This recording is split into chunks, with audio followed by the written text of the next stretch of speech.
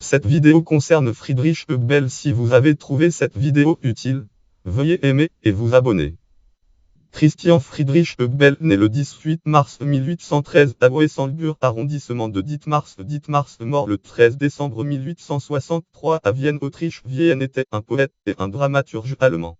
Biographie allemande du duché de Wolf, qui était un territoire peuplé d'Allemands et un domaine personnel du roi du Danemark, bien que n'appartenant pas au Danemark lui-même. De 1859 jusqu'à 1864, Hubel était fils d'un maçon sans fortune. Il montra très tôt un talent pour la poésie et parvint à faire publier ses vers au Hamburg Modezeitung grâce à l'appui des Amalis Schwab. 1791-1858, journaliste populaire et auteur de contes de nourrice à qui il les avait envoyés. Celle-ci lui permit en outre d'entrer en 1836 à l'université de Hambourg. Un an après, il partit à l'université de Heidelberg, étudier le droit, puis à l'université de Munich, où il se consacra à la philosophie, à l'histoire et à la littérature. En 1839, il retourna à Hambourg, où il retrouva Elise Lansing, qu'il avait soutenue lors de ses crises de dépression, dépression dans la Munich, capitale bavaroise, et qui devait l'inspirer dans ses poèmes et ses tragédies. La même année, il écrivit sa première tragédie, Lien langue de trad, Judith Hubel, fr. Judith Hubel, texte Judith, édité en 1841 en littérature. 1841.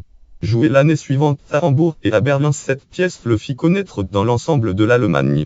En 1840, en littérature. 1840, il écrivit la tragédie Genova et finit en 1841 en littérature. 1841, la comédie Le Diamant, qui avait commencé à Munich. 1842, il se rendit à Copenhague, où le roi Christian VIII de Danemark lui accorda une bourse qui lui permit de visiter Paris et de passer en 1844-1846 en Italie. À Paris, il écrivit sa tragédie Maria Magdalena et tragédie de la vie courante. 1844 en littérature. 1844. À son retour d'Italie, Hubel rejoignit Vienne, Autriche. Vienne, où deux frères Bologne les Erboni Disposetti, enthousiasmés par son génie, l'avaient invité à séjourner. Il ne devait plus quitter la capitale autrichienne. En 1846, il épousa la belle et riche actrice Christine Angot, abandonnant Elise Lansing, qui lui resta fidèle jusqu'à sa mort. En 1849, il devint rédacteur d'une page littéraire. Ses œuvres complètes ont été éditées pour la première fois en 12 volumes par EQ à Hambourg en 1866.